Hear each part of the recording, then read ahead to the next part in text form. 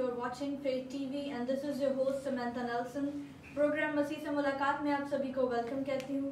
हाजिर है आपकी खिदमत में नए गेस्ट के साथ और नए एपिसोड के साथ। हमारे साथ आज हमें ज्वाइन किया है पास्टर रशीद सरदार ने, जिनके साथ मिलकर हम बात करेंगे हमारे अगले आने वाले मौजू पर, यानी तूफान नूह के बारे में। जैसे कि आप और मैं जानते हैं, जब हम पैदाइश की किताब उसके 6 बाब की बात करते हैं तो उसके शुरू में ही हमें जिक्र मिलता है कि किस तरह खुदा के बेटों ने इंसान की बेटियों से जिस तरह उन्होंने चाहा ब्याह कर लिया। इस सबब से जब ज़मीन पर गुनाह बढ़ गया तो खुदावंद इंसान और जानदारों को बनाने से मालूम हुआ और उसने फैसला किया कि वो तमाम रूए ज़मीन को तबाह कर देगा। इसके बारे में मज़ीद तफसील से बात करेंगे आज हमारे गेस्ट के साथ। जी पास्टर। खुदावंद यीशु मसीह रासूल के नाम में आप सबको मेरी तरफ से बहुत बहुत सलाम कबूल हो। सबसे पहले मैं खुदावंद का शुक्रिया अदा करता हूँ फेथ टीवी के लिए, खुदा के खादिम पास्टर सिसल के लिए, जिन्होंने मुझे आज मौका दिया कि मैं फेथ टीवी के वसीला से खुदा का कलाम आप तक पहुँचा सकूँ। सो मैं शुक्रिया अदा करता हूँ बहन आपका भी कि आपने मुझे मौका दिया। सो बाइबल मुकद्दस, खुदा का कलाम, बाइबल मुकद्दस की 66 किताबें खुदावंद यीशु मसीह से भरपूर और मामूर है। एक किताब, पहली किताब पैदाइश की किताब, इस किताब के कुल 50 अबवाब हैं। इस किताब में हमें क्रिएशन नज़र आती है, आगाज़ नज़र आता है इंसान का, कायनात का।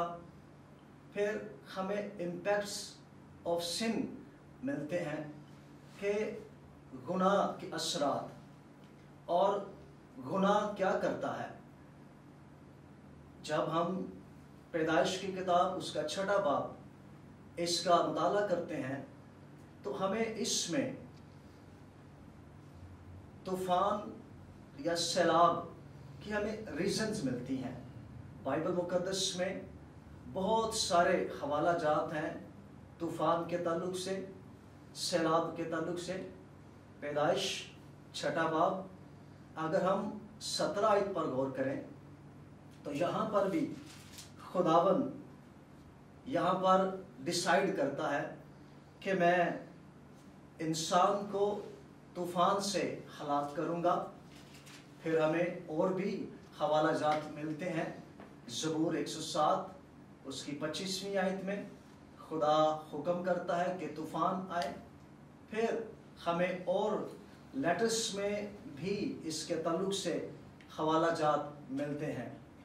लेकिन जब हम पैदाइश 6 बाब पर गौर करते हैं कि क्यों सैलाब आया, तूफान आया, तो इस क्या रीज़न है, इसकी वजह है क्यों खुदा ने इरादा किया कि खुदा इंसान को तूफान से, सैलाब से डिस्ट्रॉय कर देगा, बर्बाद कर देगा।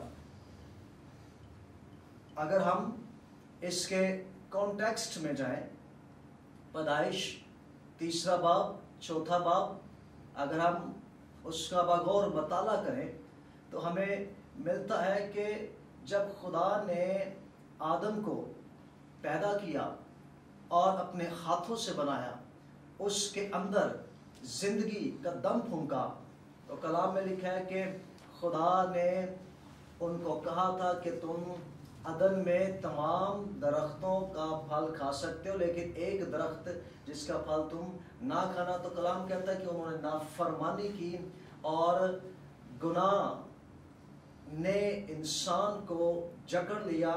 तो यहाँ पर जब खुदा की आदम ने नाफरमानी की तो गुनाह का सबब, गुनाह ने इतना इंसान को मुतासर किया कि गुनाह की वजह से इंसान मुतासर हुआ, गुनाह की वजह से ज़मीन लानती हो गई और जानवरों के अंदर हैवानियत आ गई। तो जब मैं इस सारे चैप्टर का मुताला कर रहा था तो मुझे इसमें 4 बातें नज़र आई पैदाइश 6 बाब में। जैसा कि सिस्टर आपने जिक्र किया कि जब रुए ज़मीन पर आदमी बढ़ने लगे और उनके बेटियां पैदा हुई तो खुदा के बेटों ने आदमी की बेटियों को देखा कि वो खूबसूरत है और उनसे ब्याह किया। तो यहाँ पर खुदा के बेटों के लिए जो लफ्ज़ इस्तेमाल हुआ है वो है हेवनली बीइंग्स, यानी आसमानी मखलूक। तो बाइबल मुकद्दस में फरिश्तों को भी खुदा का बेटा कहा गया है, फिर बनी इसराइल को खुदा का बेटा कहा गया है, और फिर ईमानदार जो मसीह पर ईमान लाते हैं और रास्तबाज ठहरते हैं उनको भी खुदा के बेटे और बेटियां कहा गया है। तो पास्टर आगे जब आयात में चलते हैं तो नूह का जिक्र जब हमें मिलता है, नूह किस तरह खुदावन के नज़र में जो है रास्तबाज ठहरा जबकि पूरी दुनिया में हर कोई गुनाह में मुलव्वस था। आपने बड़ा अच्छा क्वेश्चन किया सिस्टर। अगर हम पैदाइश 6 बाब उसकी 8वीं आयत पर गौर करें तो यहाँ पर हमें नूह के ताल्लुक से 4-5 बातें नज़र आती हैं। और पहली बात नूह के ताल्लुक से लिखा है कलाम मुकद्दस में कि नूह खुदावन की नज़र में मकबूल हुआ। और फिर दूसरी बात कि नूह जो था मर्दे रास्तबाज था। तीसरी बात नूह के ताल्लुक से कि नूह बेऐब था। और फिर चौथी बात कि नूह खुदा के साथ साथ चलता था। नूह खुदा पर मुकम्मल ईमान रखता था, भरोसा रखता था कि खुदावंद क्रिएटर है, खालिक है। और अगर हम इसकी लास्ट वर्स देखें इसी चैप्टर की तो लिखा है कि नूह जैसा खुदा ने उसे हुक्म दिया था नूह ने वैसा ही अमल किया। नूह की हमें ओबीडियंस नज़र आती है कि नूह जो था खुदा के साथ वफादार था, खुदा का फॉलोवर था, उसका पैरोकार था, और जो खुदा कहता था नूह उस पर अमल करता था। और इस वजह से नूह जो था खुदा की नज़र में मकबूल ठहरा, बेऐब और रास्तबाज ठहरा और खुदा के साथ साथ चलता रहा अपनी होल लाइफ। बस अब नूह के जब जिक्र हमें मिलता है बचाए जाने का तो खुदावन ने सिर्फ नूह को नहीं बल्कि उसके पूरे खानदान को बचाया, उसके बेटों को, उनकी बीवियों को। तो क्या नूह के सबब से उसकी औलाद भी रास्तबाज ठहरी? एक्चुअली जिस तरह नूह खुदा से मोहब्बत करता था इसी तरह नूह की फैमिली, उसके 3 बेटे और उनकी बीवियां और उसकी बीवी, ये पूरा ख़ानदान खुदा से मोहब्बत करता था। बाइबल मुकद्दस में ऐसे बहुत सारे ख़ानदानों का जिक्र है जो खुदा से मोहब्बत करते थे। नूह पर खुदा का फजल था। और अगर हम अमाल की किताब में देखें तो वहाँ 100वें बाब में लिखा है खुदा पर ईमान ला तो तू और तेरा घराना नजात पाएगा। तो नूह खुदा पर ईमान रखता था, नूह का ख़ानदान, नूह के बेटे और उनकी बीवियां खुदा पर ईमान रखती थी। और ये खुदा का ग्रेस हमें इसमें नज़र आता है कि नूह पर और उसके सारे ख़ानदान पर खुदा का एक भारी फजल था। और इसमें हमारे लिए, ऑडियंस के लिए मैसेज ये है कि जो ख़ानदान खुदा से मोहब्बत रखता है, खुदा को फॉलो करता है और खुदा का उन पर एक भारी फजल रहता है, खुदा का हाथ उन पर रहता है और खुदा उनको सेव करता है। अगर सूरत हाल कोई मुश्किल भी हो तो खुदा उनको बचाने की कुदरत रखता है और उनके साथ रहता है। जी बहुत शुक्रिया पास्टर। बिल्कुल, क्योंकि लिखा है कि हर एक ख़ानदान उसके नाम से नामजद है। पास्टर मेरा एक अगला सवाल आपसे, जब मैं ये हवाला पढ़ रही थी तो बहुत सारे सवाल जो हैं दिल में आते हैं। तो पहले 7वीं आयत में खुदावन ने कहा कि जानदारों को भी बनाने से उसका दिल मौलूल हुआ, लेकिन फिर जो है नूह को खुदा इंस्ट्रक्शन देता है कि हर एक जानवर जो है नापाक या पाक, उनके जोड़े जो हैं वो तुझ तक आएंगे। تو یہاں اب خدا نے ارادہ کیوں بدلا؟ کیا نوح کے سبب سے؟ ایکچولی اگر ہم 5ویں آیت پر غور کریں تو یہاں پر لکھا ہے خدا نے دیکھا کہ زمین پر انسان کی بدی بہت بڑھ گئی اور اس کے دل کے تصور اور خیال سدا برے ہی ہوتے ہیں، اور لکھا تب خداوند زمین پر انسان کو پیدا کرنے سے معلول ہوا، یعنی افسوس کیا اور دل میں غم کیا۔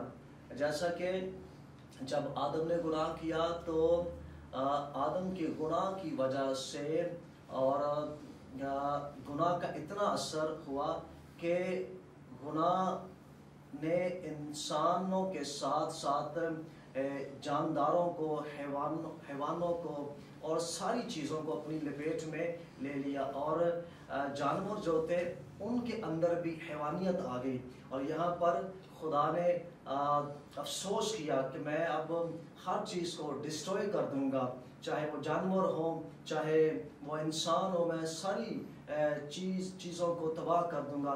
لیکن آگے چل کے ہم اس میں دیکھتے ہیں کہ خدا جو ہے رحیم ہے، اور خداوند نے پھر بھی پلان کیا کہ میں انسانوں کے ساتھ ساتھ جانداروں کو بھی سیو کروں گا۔ اس میں بھی ہمیں خدا کا ایک گریس نظر آتا ہے، اور یہ ہم کہہ سکتے ہیں کہ اس میں نوح کا بڑا ہاتھ ہے۔ خدا نے یہ نوح کی بدولت ہی ایسا کیا کہ نوح کا خاندان اور یہ سارے جاندار بھی سیو ہو سکے۔ جی بالکل۔ پاسٹر صاحب، اس کی اگلی جو 12ویں آیت ہے اس میں میں ایک بار پڑھنا ضرور چاہوں گی اسے۔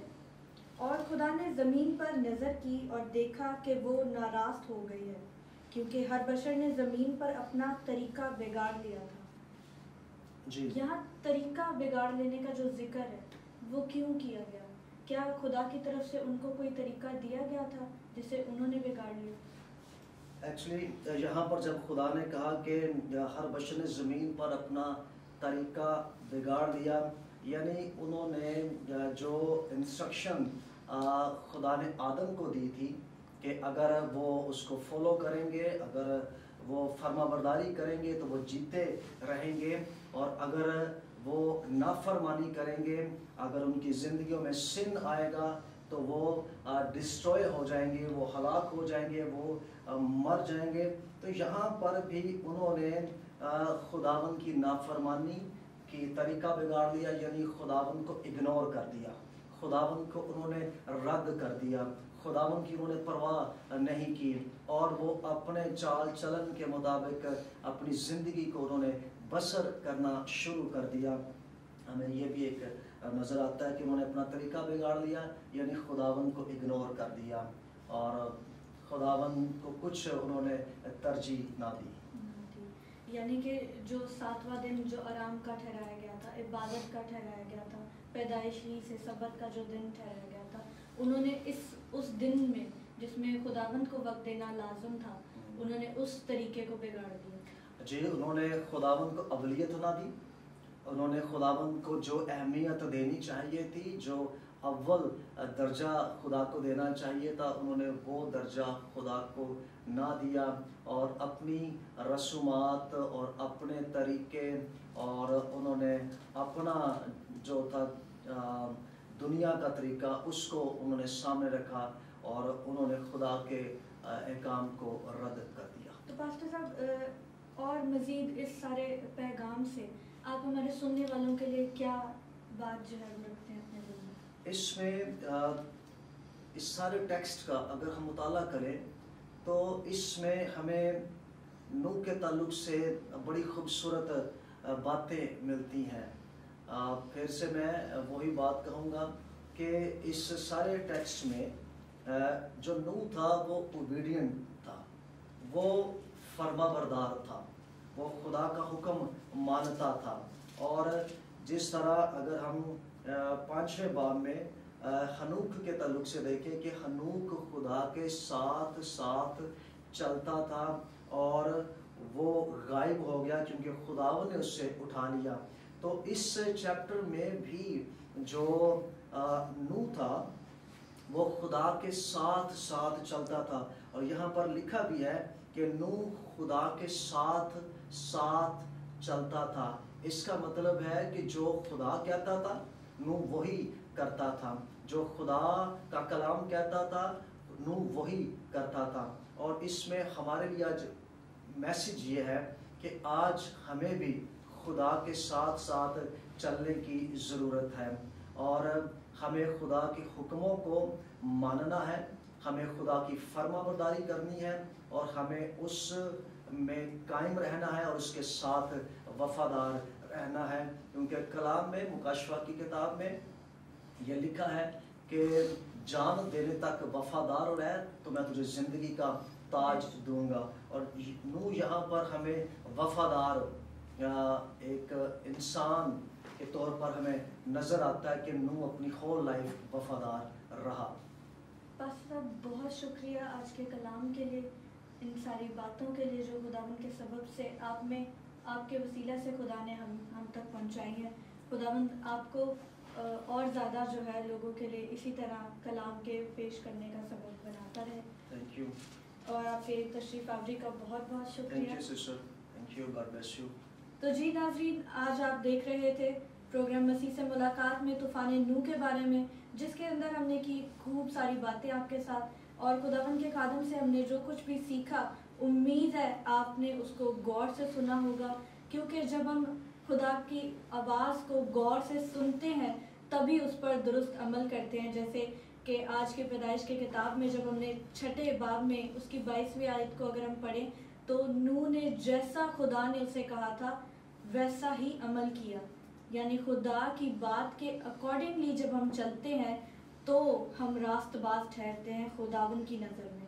اس کی آواز سنے بغیر اگر ہم کوئی عمل کرتے ہیں تو وہ بالکل ہماری اپنی مرضی کے مطابق کام ہوگا، اور جو کام ہماری اپنی مرضی سے ہے وہ خدا کی نظر میں کس طرح مقبول ٹھہر سکتا ہے، کیونکہ وہ خدا کی طرف سے نہیں ہے۔